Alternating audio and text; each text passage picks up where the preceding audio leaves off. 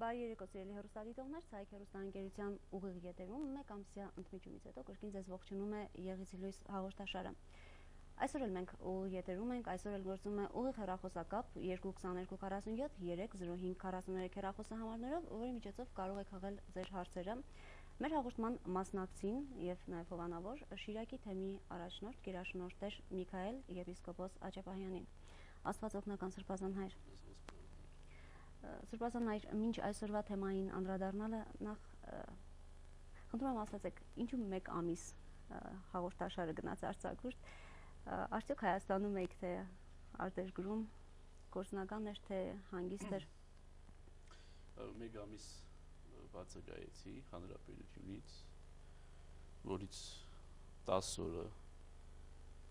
գործողում էր գործնական, որից եւ 20 օրը, այսպես ասած, արձակուրդ հանգիստ։ Գաղափար հայրապետի կարգադրությամբ նախ հունիսի 25-ին հայ եկեղեցու պատվիրակության կազմում մեկնեցի Նորվեգիա, Նորվեգիայի 3-րդ քաղաքում, Տրոնհայմ քաղաքում, որը Գյումրիից մի քիչ ավելի փոքր քաղաք է։ Այնտեղ եկեղեցիների Եվրոպայի եկեղեցիների կոնֆերանսի 12-րդ համաժողովն էր, որը 6 տարին մեկ է գումարվում, եւ այնտեղ մասնակցում են Եվրոպայի բոլոր եկեղեցիները, եւ հայ եկեղեցին էլ եւ Հայաստանը Եվրոպայի անդամ լինելով, բնականաբար հայ եկեղեցին վաղուց անդամ է Եվրոպայի եկեղեցիների կոնֆերանսին եւ միշտ իր մասնակցությունը բերում է։ Անցած ժողովին ես նույնպես մասնակցում էի 97 թվականին եւ ժողովը գրացում էր Ավստրիայում եւ այս ժողովին նույնպես 6 տարի հետո եղավ Նորվեգիայի Տրոնհայմ քաղաքում, որին հայ եկեղեցին մասնակցեց 5 հոգեանոց պատվիրակությամբ, նույնպես մասնակցեցին, որտեղ առաջիկա 6 տարիների ուրեմն ծրագրերի մասին քննարկում եղավ։ Այդ ժողովը տևեց 10 օր եւ հիմնական թեման բնականաբար այս 6 տարիների ընթացքում Եվրոպայի եկեղեցիներին մտահոգող ամենահիմնական թեման միգրացիայի խնդիրն է, որովհետեւ գիտեք Եվրոպան հեղեղված է գաղթականներով բոլոր երկրներից, Աֆրիկայից, Ամերիկայից, Հարավային Ամերիկայից, Ասիայից, ինչպես նաեւ մեր հանրապետությունից, եւ դա շատ լուրջ խնդիրներ է առաջացնում Եվրոպայի բուն այդ արևմտյան Եվրոպայի երկրների եկեղեցիների համար։ Եվ քննարկման հիմնական թեման այդ էր, թե ինչպես կարող են եկեղեցիները դիմագրավել կամ օգնել կամ օժանդակել այդ ուրեմն միգրանտներին։ Մեր երկրում այդ խնդիրը չկա այդ իմաստով, բայց մեր խնդրում կա հակառակ խնդիրը, որովհետև մեր մոտից գաղթում են, մեր մոտ չեն գաղթում։ Այդ իմաստով էլ մեր եկեղեցու հետ առնչվող հարցեր եւ բնականաբար ստեղծվեց աշխատանքային հանձնախումբ, որը կաշխատի այս 6 տարիների ընթացքում եւ կամաց նաեւ նյութական միջոցների հայթայթումով կարողանա օժանդակել տեղերում ուրեմն այդ գաղթականներին, որոնց մի մասը թեև քրիստոնյաներ չեն, այլ մահմեդականներ են կամ այլ կրոնի ներկայացուցիչներ են, որոնք Աֆրիկայի կամ Ասիայի երկրներից գաղթում են եւ փոխում են նաեւ Եվրոպայի քրիստոնեական դիմագիծը։ Ուրեմն այդ խնդիրների շուրջ էր այս ժողովը, որին ուրեմն մենք մեր մասնակցությունը բերեցինք, որից հետո ես խնդրել էի վեհապարից մոտ 20 օրյա արձակուրդ եւ որը անցկացրեցի հիմնականում հարավային Ֆրանսիայում, հյուրը լինելով մեր Շիրակի թեմի բազմամյա նախկին առաջնորդ Նարեկ Սրբազան Շաքարյանին։ Սրբազան հայր, իսկ այս հարցը Հայաստանից գաղթականների այս հարցի դեմ հայոց եկեղեցին ինչ քայլեր է ձեռնարկելու, բացի ձեր ասած նշած ֆինանսական միջոցից։ Գիտեք, մեր եկեղեցին հիմնականում եւ Սփյուռքում, նաեւ Եվրոպայում ինքը իր առաքելությունը կատարում է մեր ժողովրդի շրջանակում։ Մենք ազգային եկեղեցի ենք եւ մեր հոդը մեր ժողովուրդն է, մենք մեր ժողովրդից դուրս որևէ առաքելություն, քարոզչական եւ ուրիշ կերպ առաքելություն չենք իրականացնում։ Երբեմն օժանդակում ենք, մասնակցում ենք, բայց մեր ծրագրի մեջ չի մտնում, որովհետեւ մենք ոչ Ֆրանսիայում, ոչ Գերմանիայում տեղի եկեղեցին չենք։ Մենք նույնպես այնտեղ հյուր, այսպես ասած, եկեղեցի ենք եւ հետեւաբար մեր առաքելությունը իրականացնում ենք մեր ժողովրդի մեջ։ Բայց անշուշտ արևմտյան Եվրոպայի մեր եկեղեցական թեմերում Հայաստանից գաղթածների խնդիրը կա, էական խնդիր է եւ մտահոգիչ հարց է, որովհետեւ շատ հաճախ նաեւ օրինախախտումներ են տեղի ունենում, որի պատճառով բանդեր են ընկնում մեր Հայաստանի քաղաքացիները եւ առաջին հերթին այդպիսի պարագաներում, երբ որ ներկայացության են մատնվում, նոր հիշում են եկեղեցին, թեմը, առաջնորդարանը եւ միայն այդ դեպքում են, որ թեմ եւ առաջնորդարան են դիմում, այնպես որ իրոք այնտեղի մեր եկեղեցականները եւ առաջնորդարանները շատ լուրջ խնդիրներ ունեն այս իմաստով։ Աշտեն գաղթած հայերի հետ աշխատանքներ տանելու քարոզչական փաստորեն։ Ոչ թե քարոզչական, ոչ թե, այսինքն քարոզչականի իմաստով չէ, որ ասենք քրիստոնեություն չէ, որ պիտի քարոզեն, բայց նրանց օժանդակելու, գործով ապահովելու, կեցության ապահովելու, ինչ որ օժանդակ իրավաբանական ծառայությունների ճանապարհները ցույց տալու, որբեսի նրանք հանցագործ ուղին չբռնեն, այլ իրավական ճանապարհով, եթե ուզում են հեռանալ, որ այսօրվա միջազգային օրենքներով թույլատրվում է, որ մարդը ունի ազատ տեղաշարժվելու իրավունք եւ եթե չի ուզում ապրել մեկ երկրում, կարող է ապրել մեկ այլ երկրում։ Եթե կա այդ իրավունքը, ուրեմն պետք է այնպես անել, որ այդ իրավունքը ձեռք բերվի օրինական ճանապարհով եւ ոչ թե անօրինական ճանապարհով։ Եվ այդ իմաստով մեր եկեղեցին որոշակի աշխատանք տանում է արտասահմանում այդ երկրներում։ Ես չեմ կարող ասել, թե դա չեմ կարող գնահատել, որովհետեւ ես ծանոթ չեմ այդ աշխատանքի ոչ որակին, ոչ քանակին, բայց որ այդ աշխատանքը տարվում է, դա հստակ է։ Շնորհակալություն Սրբազան հայր, սիրելի հեռուստադիտողներ, հիշեցնեմ, որ մենք ուղիղ եթերում ենք, գործում է ուղիղ հեռախոսակապ, հեռախոսահամարներն են 222 47 305 43։ Սրբազան հայր, սիրելի հեռուստադիտողներ, այսօր Վարդավառի տոնն է, պայծառագերբության տոնը, չէ՞, Քրիստոսի, ինչի արդով շնորհավորում եմ եւ այսօր դուք ամենափրկիչ եկեղեցում մատուցեցիք պատարագ, ինչի մասին մենք ունենք պատմող տեսանյութ, խնդրեմ տեսանյութը մեր եթերում։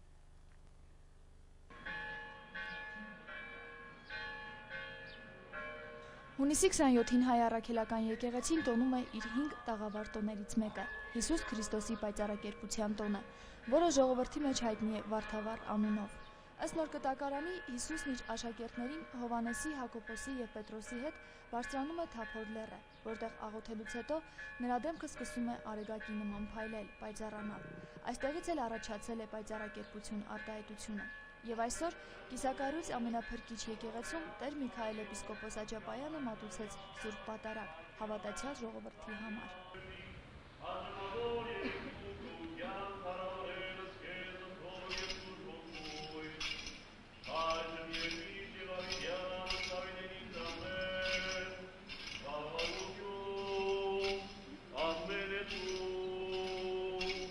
Վարդավառի տոնակատարությունը սկսում է աղավնի թռցնելով, այնուհետև մեծ ու փոքր, կին ու տղամարդ իրար վրա ջուր են ցանում։ Ըստ ավանդության ջրային այս խաղերին սկիզբ են դրվել դեռևս ջրհեղեղի ժամանակներից եւ շարունակվում են մինչեւ օրս։ Ում Վարդավառը ինչպես եւ բոլոր հայ երիտասարդները ես նույնպես դիմավորում եմ եւ տոնում եմ նույն կերպ, այսինքն մի քիչ օրը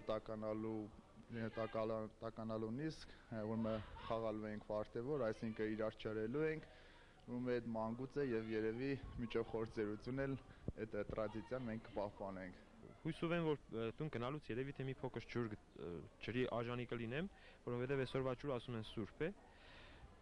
Երբ համաշխարհային ջրհեղեղի ջրերը սկսում են հետ քաշվել, Նոյի ուղարկած աղավնին հետ է գալիս, իր հետ բերելով ձիթեն ու ճյուղը, հիշեն ջրհեղեղի մասին եւ նրա դաթարման ավետիսը բերած աղավնուն։ Ուստի Վարդավառի տոնը դա ցնծության, մաքրության եւ խաղաղության ավանդական դարձած տոնն է, որը ամեն անգամ երջանկացնում, խաղաղություն է պարգևում մեզանից յուրաքանչյուրի սրտին։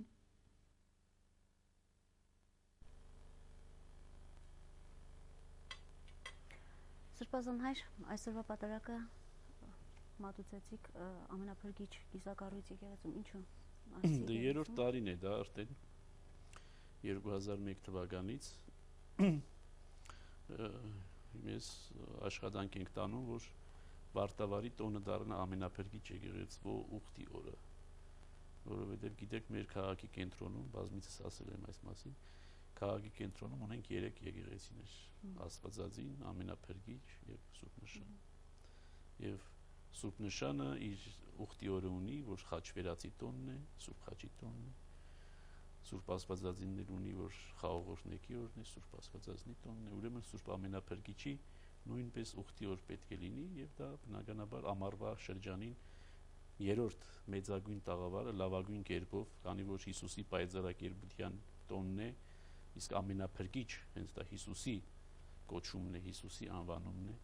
եւ ուրեմն Հիսուսին նվիրված տոն է Վարդավառը, մինչ մյուսը Աստվածածնին եւ Սուրբ Խաչին, ուրեմն շատ գեղեցիկ կերպով գալիս է զուգադիպում է այդ իմաստով եւ կարելի է դարձնել ամենափրկիչ եկեղեցու ուխտի օրը եւ այս էլ երրորդ տարին է այդ իմաստով մենք պատարակ ենք մատուցում Սուրբ Ամենափրկիչ եկեղեցում եւ կարծես թե կամաց ժողովուրդը հավատացյալ ժողովուրդը դա արդեն ընդունում է իբրև ավանդույթ եւ բնականաբար առաջին հերթին մենք աղոթեցինք այդ եկեղեցու վերակառուցման համար, օրհնեցինք բոլոր նրանց, ովքեր մասնակցում են, ջանք ու երանց չեն խնայում, լումա են ներդնում, ջանք են ներդնում, աշխատանք են ներդնում, աղոթք են ներդնում այդ եկեղեցու վերաշինության համար եւ մենք մեր աղոթքով փորձեցինք ուրեմն մասնագից դարձնել նաեւ այդ վերաշինության գործին մեր Տիրոջը Հիսուս Քրիստոսին, որ ինքը իր մասնակցությունը, իր խանդավառությունը փոխանցի մեր հավատացյալներին, մեր ժողովրդին, որովհետեւ կարողանանք լիարժեք կերպով մասնակցել եկեղեցու վերաշինությանը։ Անշուշտ այս ամենափրկիչ եկեղեցու այս Վարդավառի տոնը ուխտի օր դարձնելը նախ եկեղեցու կիսաքանդ վիճակը թույլ չի տալիս լիարժեք կերպով իրականացնել, բայց եւ այնպես դարձյալ անցած տարիներին ժամանակ որ միշտ անդրադարձ եմ ունեցել այն է որ այսօր Վարդավառի օրը մեր բնակչության ճնշող մեծամասնությունը երևի վախենում է փողոց դուրս գալ չջրվելու համար եւ դրա համար սովորականից քիչ ժողովուրդ է լինում ընդհանրապես քաղաքի փողոցներում բայց երևի թե այս տարի իմ կարծիքով կարծես թե չգիտեմ գուցե եղանակի մի քիչ ավելի պաղություններ պատճառ այս տարի մի քիչ ավելի աշխուժություն կար փողոցներում քան նախկինում եւ ուրեմն մաղթենք որ գնալով մեր երիտասարդները մանուկները մի քիչ ավելի պարգեշտ գտնվեն փողոցի անցորդների նկատմամբ որովհետեւ մարդիկ այսօր չվախենան փողոց դուրս գալուց եւ գալու նաեւ եկեղեցի մասնակցելու արարողություններին ամենափրկիչ գալու կամ Սուրբ Յոթվեր կամ Սուրբ Հակոբ բայց եւ այնպես երբ որ եկեղեցին վերաշինվի եւ վերակառուցվի որի կասկածը չունեն բնականաբար եւ դառնա գործող եկեղեցի իր մշտական օժտովի մշտական քահանաներով բնականաբար Վարդավառից Վարդավառ չէ որ պատարակ կմատուցվի այնտեղ այլ ամեն կիրակի բայց Վարդավառը կմնա որպես այսպես ուխտի օր Սրբազան հայր մենք ունենք հեռախոսազանգ ալո բարև ձեզ լսում ենք ձեզ ուրեմն Սրբազան Աջապարյան ուզում եմ իմանալ ինչ ծագում ունի Վարդավառը շնորհակալություն ինչ ծագում ունի Վարդավառը Վարդավառ անվանումը ինքը ամենայն հավանականությամբ գալիս է մեր հեթանոսական շրջանից բայց մենք այսօր հեթանոսական տոն չէ որ տոնում ենք այլ տոնում ենք Հիսուսի պայծառակերպության տոնը ինչի մասին որ արդեն տեսանյութում ասվեց դա այն հիշադակն էր որ Հիսուս բարձրացավ լեռ եւ այնտեղ պայծառակերպեց ցույց տալով իր աստվածային էությունը եւ զորությունը բայց այդ տոնը գեղեցիկ կերպով եկել միացել է ուրեմն այն վաղնջական ժամանակներից տոնվող տոնին Վարդավառին որը ինչպես դարձյալ տեսանյութում նշվեց ծագում է ջրհեղեղից, երբ որ ջրհեղեղից հետո ջրերը քաշվեցին եւ մարդը հաշտություն կնքեց մի տեսակ եւ Աստծո հետ եւ ջրերի հետ։ Եվ դրա համար մարդիկ իրար վրա ջուր էին սրսկում եւ աղավնիներ էին թռցնում այդ Նոյի հետ կապված այդ ավանդույթը հիշելիս։ Եվ դա երկար դարեր շարունակվել է հայ իրականության մեջ եւ որը գեղեցիկ կերպով եկել միացել է քրիստոնեական արդեն շրջանում Քրիստոսի պայծառակերպության եւ այլակերպության խորհրդի հետ անունը մնալով Վարդավառ, որովհետեւ ժողովրդական անվանումն է, ժողովրդի կողմից սիրված անուն է, ժողովրդի կողմից սիրված տոն է, բայց պետք է միշտ իմտի ունենալ, որ նախ եւ առաջ այդ օրը պետք է նախ պատարակի լինել, պատարակին մասնակցել, Սուրբ եկեղեցու հաղորդությունը ստանալ Հիսուսի պայծառակերպության խորհրդով ոգեշնչվել, որից հետո սկսել ժողովրդական տոնախմբությունը, աղավնիներ թռցնել, իրար վրա ջուր սրսկել եւ այլն եւ այլն։ Ուրեմն դա հին եւ նորի գեղեցիկ զուգակցություն է, հնի եւ նորի գեղեցիկ զուգակցություն է, որ մեր ժողովուրդը իմաստուն կերպով արել է եւ մեր հայրապետները իմաստուն կերպով տնօրինել են եւ տա Աստված, որ գնալով Վարդավառը մեր ժողովրդի մեջ արմատավորվի իբրև եկեղեցական եւ ազգային տոն միաժամանակ կատարվելով բարեպաշտության եւ պարգեշտության սահմաններում։ Սիրելի հեռուստադիտողներ, հիշեցնեմ այն հեռուստադիտողներին, ովքեր դիտել են մեր վերջին հաղորդումը եւ տեղեկացնեմ այն հեռուստադիտողներին, ովքեր չեն դիտել, որ մենք նախորդ մեր հաղորդման ժամանակ խոսում էինք անհատական համարանիշների մասին եւ խոստացանք, որ կշարունակենք այս թեման եւ այսօր շարունակելով այս թեման Սրբազան հայ իշխանություն ասացեք ինչ ժողով տեղի ունեցավ, քննարկվեց քույր եկեղեցիների հետ, կարծեմ չէ, այս հարաբերությունը, այս հարցը պետք է քննարկվեր։ Չէ, քույր եկեղեցիների հետ չպետք է քննարկվի, ուղղակի այն քույր եկեղեցիները, որոնք արդեն այս հարցին հետ առնչություն ունեցել են, նրանց տեսակետը եւ կարծիքը, որ արդեն գոյություն ուներ, նրանց հետ պետք է ծանոթանայինք։ Եվ հանձնախումբը, որի անդամ էի նաեւ ես, իր աշխատանքները հիմնականում ավարտել է, մենք ունենք եզրակացություն, այդ եզրակացությունը այսօր հրապարակելի չէ, որովհետև այդ եզրակացությունը տրված է Վեհապար Հայրապետին, Վեհապար Հայրապետը Գերագույն հոգևոր խորհրդի առջև դնելով այդ հանձնախմբի կարծիքը եզրակացությունը կկատարի իր վերջնական տնօրինումը, որից հետո մայրաթորը հանդես կգա հայտարարությամբ եւ ժողովուրդը կիմանա եկեղեցին կողմ է այդ անհատական համարանիշների կիրառմանը, թե դեմ։ Եվ դրանից հետո կերևա, թե մեր ժողովուրդը որքանով ուրեմն հավատարիմ եկեղեցվո դիրքորոշմանը կկատարի իր քաղաքացիական կամ եկեղեցական կրոնական պարտքը եւ պարտականությունը։ Այսօր արդեն կարող եմ ասել, որ հանձնախումբը ուրեմն իր աշխատանքը հիմնականի մեջ ավարտել է եւ եզրակացությունը տրված է Վեհապար Հայրապետին։ Սրբազան հայր, բայց մինչ այս եզրակացությունը ժողովրդին ներկայացնելը, չէ՞ որ Աշտեն թոշակառուներին եւ նպաստառուներին տրվում են այդ անհատական համարանիշները եւ նրանք ստիպված են վերցնելու, այլապես չէ, ստիպված չեն, ոչ ստիպված չեն,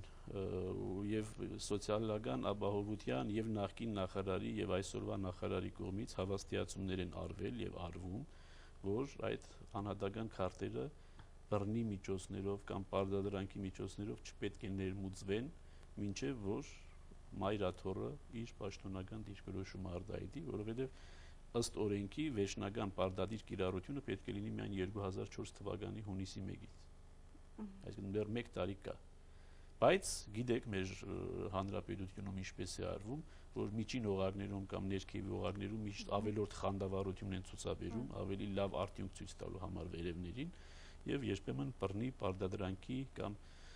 մնացած ուրիշ միջոցների են դիմում այդ քարտերը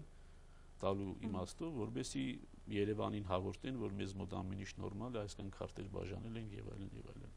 Այսօր այդ քարտը պարտադիր չէ եւ որևէ մի թոշակառու պարտավոր չէ այդ քարտը վերցնել։ Այս քարտերը բաժանվում են նաեւ ուսանողների շրջաններում եւ Սրբազան հայր իրենց կողմից ներկայացված են բազում հարցեր ձեզ, թե ինչպես պետք է վարվեն։ Եվ այսօր բաժանվում են ուսումնական հաստատությունները։ Ես ասում եմ, եթե իրենք այս անհատական համարանիշի նկատմամբ վերապահություն ունեն կրոնական կետնի վրա, կարող է ուրիշ կետնի վրա վերապահություն ունեն, որը այսինքն եկեղեցուն չի վերաբերում։ Եթե իրենք վերապահություն ունեն կրոնական կետնի վրա, որ այսինքն տեսնում են, որ իրենց համոզումին, իրենց կրոնական համոզումին դեմ է, ուրեմն այսօր չպետք է օգտվեն այդ քարտերից, մինչև եկեղեցին իր պաշտոնական դիրքորոշումը ճշտի եւ հայտարարությամբ հանդես գա, որից հետո իրենք կհետևեն եկեղեցու դիրքորոշմանը։ Այսինքն այսօր այդ պարտադրանքը չկա, որբեսի իրենք պարտավորված զգան եւ այսօր իրենց համար հստակ դիրքորոշում ունենալու անհրաժեշտություն զգացվի։ Այսօր իրենք կարող են մերժել այդ անհատական քարտ ստանալը։ Գիտեք, որ անհատական քարտերը ըստ օրենքի տրվում են նաեւ նորածիններին։ Այսինքն ծնվելուց պետք է մարդը ստանա այդ անհատական համարանիշով քարտը։ Միայն երիտասարդներին կամ ծերերին չի վերաբերում, օրենքի այդ նախատեսումը կա, բայց ես ամենայն դեպս թելադրում եմ, որ նրանք, ովքեր վերապահություն ունեն կրոնական գետնի վրա այս անհատական քարտերի նկատմամբ, թող իրենց ոչ մեկը չի կարող պարտադրել, իրավունք չունի պարտադրելու եւ իրավունք չունեն թոշակները եւ աշխատավարձները չվճարելու, եթե այդ անհատական քարտը չունեն, ուրեմն սոցիալական ապահովության, եթե այս կամ այն աշխատողը այդպիսի միջոցների է դիմում, դա իրավունք չունի, դրա իրավունքը չունի։ Սրբազան հայր, իսկ ինչ է լինելու նորացիների կամ անչափահասների հարցը։ Եթե չափահաս մարդը կարող է որոշել իր տեսակետը, չէ՞, փոքրերին տեսակետի հարց չկա, որովհետև սոցիալական ապահովության նախարարությունը հարցը մեկնաբանում է այնպես, որ սա սոցիալական ապահովության հետ է կապված։ Իսկ նորացինը նույնպես սոցիալական ապահովության ոլորտի մեջ է։ Չէ՞, եթե նորացինը ստանում է նպաստ, այսինքն ծնողը ստանում է իր նորացնի համար նպաստ, ուրեմն պետք է նպաստ ստանա այդ անհատական քարտի հիման վրա։ Այսինքն բացատրությունը այս։ Լավ, բայց եթե մանկաբարձ կամ դպրոց գնացող երեխան նպաստ չի ստանում եւ ոչ էլ թոշակ է ստանում ու այդ երեխան չի կարող ընդունվել դպրոց կամ մանկաբարձ, եթե չունենա անհատական համանշ այս դեպքում։ Դե այդպիսի բաներ, որ դպրոց կամ մանկաբարձ պիտի չկարողանա ընդունվել, չեմ կարծում, որ նման խնդիր լինի։ Անշուշտ նման խնդիր պիտի լինի 2004 թվականից հետո, երբ որ դա դառնա պարտադիր։ Երբ որ դա դառնա պարտադիր, եթե դառնա պարտադիր։ Դրանից հետո միայն։ Այսօր այն մտավախությունը չկա այսօր այդ իմաստով, որովհետև դա պարտադիր չէ, դեռ պարտադիր չէ։ Եվ երբ որ եկեղեցին իր դիրքորոշումը կասի, այդ մասին արդեն հստակ մենք կամ կողմ կարգահայտենք կամ դեմ կարգահայտենք։ Իսկ քրիստոնյաները երբ կարող են սպասել այս եկեղեցու դե վեհապար հայրապետը երևի այս առաջիկա օրերին Գերագույն հոգևոր խորհրդի նիստ կհրավիրի եւ այդ Գերագույն հոգևոր խորհրդի նիստը կծանոթանա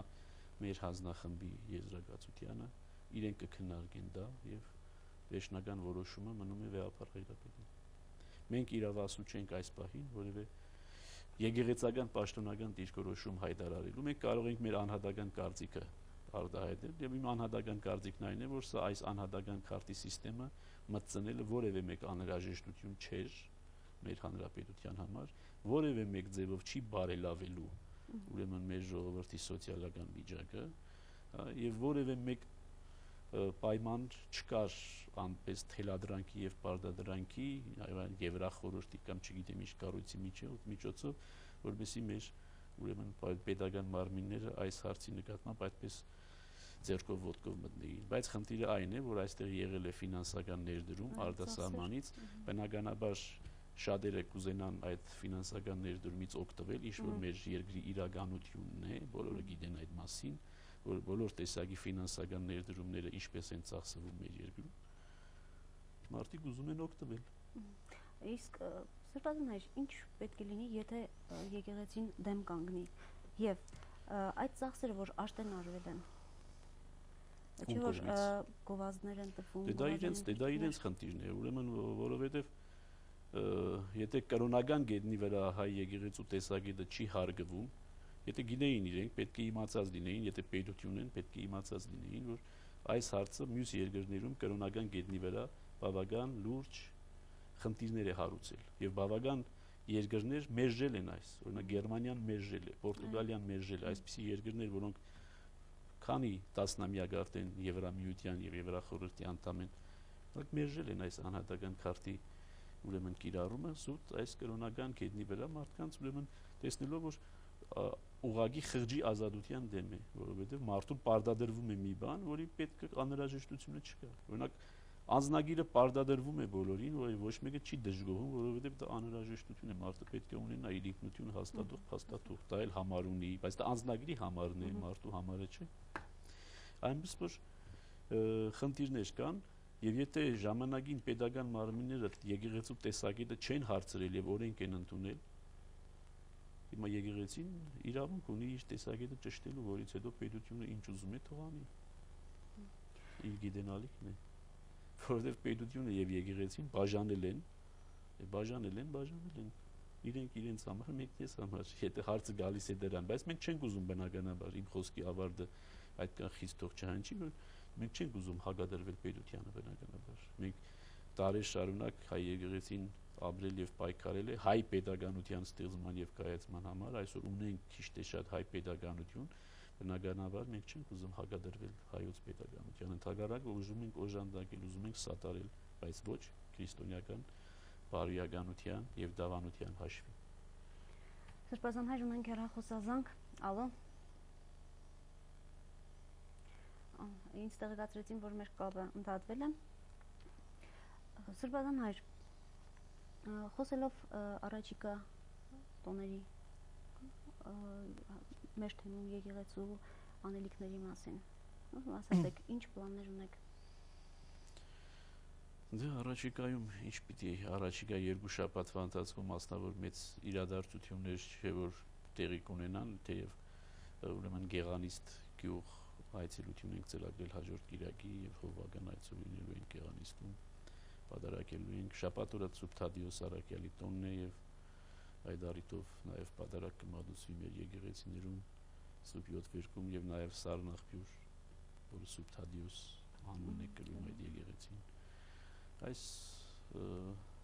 իրողությունները կան, այս իրադարձությունները կան առաջիկա երկու շաբաթվա ընթացքում եւ բնականաբար արձակուրդից վերադառնալիս բավական կուտակված գործեր են լինում, որոնք պետք է ըստ ամենայնի լուծել, անավանդ Սուրբ Հակոբ եկեղեցու ուրեմն այդ թերությունների վերացման աշխատանքների հետ կապված խնդիրներ կան, որոնք երևի այս առաջիկա շաբաթվա մեջ պետք է լուծենք, որովհետեւ նաեւ բարերարը ըստ ամենայնի պետք է այս առաջիկա շաբաթ այցելի իր անցած տարվա բացումից հետո մինչև հիմա չի այցելել եւ ուզում է այցելել եւ ծանոթանալ։ Բնականաբար հիմա այս առաջիկա շաբաթ մեր ուշադրությունը պետք է լինի Սուրբ Հակոբի վրա, որովհետեւ տեսնենք ինչ թերություններ որ կան, որ շինարարը պիտի վերացներ եւ այսօր վերացնելու ընթացքի մեջ են, որովհետեւ կարողանանք բարերարի արժեվ, այսպես ասած, բարձրես դուրս գալ։ Սուրբ Ազանհայր եւ հաղորդման ավարտին խնդրում եմ ասացեք, առաջնորդարանի երիտասարդական խումբը կարծեմ մեկնեց արտասահման։ Երիտասարդական խումբը չէ։ Բարի խումբը։ Ինչ մասնակցություն ունեցավ, որտեղ Բարի խումբը գնաց, այնտեղ փառատոն էր Բուլղարիայում եւ փառատոնի մասնակցեց, որ այսպես ասած մրցանակային փառատոն չէր, այսինքն որևէ տեղ շահելու կամ չշահելու խնդիր չկար, ուղղակի շահելը մասնակցությունն էր։ Գիտեք, որ այստեղ մեր բարի խումբը մրցանակ շահեց այս հյուսիսային Հայաստանի մեր փառատոներ ինչ էր կայանա կոչվող ուրեմն այդ ընկերության կողմից կազմակերպված առաջի տեղ շահեց կարող ենք ասել մեր բարի խումբը եւ որը ուրեմն առիթ դարձավ որ մեր բարախումբը ճանաչվի եւ այդ ճանաչման ճանապարհին նաեւ ուրեմն Բուլղարիա մեկնեցին երեխաները եւ շատ լավ տպավորություններով վերադարձան, անշուշտ որոշակի թերություններ, տհաճություններ եղել են բնականաբար պիտի լինեին։ Շնորհակալություն Սուրբ Ազանհայր այսօրվա զրույցի համար։ Սիրելի հեռուստադիտողներ, այսօր մեր հաղորդումը մոտեցավ իր ավարտին։ Կհանդիպենք երկու շաբաթ անց Ցայք հեռուստաընկերության ուղիղ եթերում եւ կմաղթենք Սուրբերում լույս եղեցի։ Աստված օգնական Սուրբ Ազանհայր։ Աստված բարի։ Միշտ հանդիպում եթերում։